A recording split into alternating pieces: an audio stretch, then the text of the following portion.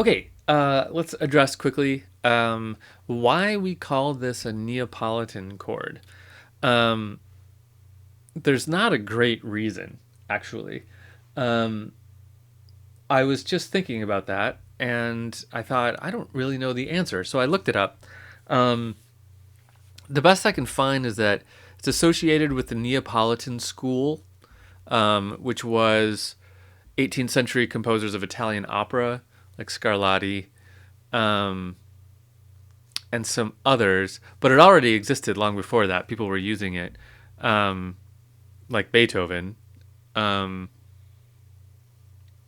but it must have become the most famously associated with these composers in this Neapolitan school, which were composers from Naples. We have in the past also called it a Phrygian 2 chord because if you were using the Phrygian mode and built a 2 chord, you would end up with the same thing.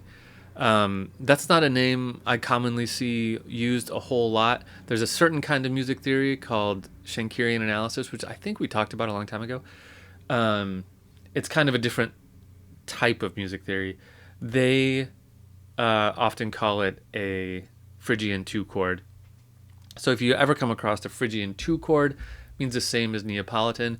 I think a Neapolitan chord is or a Neapolitan 6 is the more common thing to call it.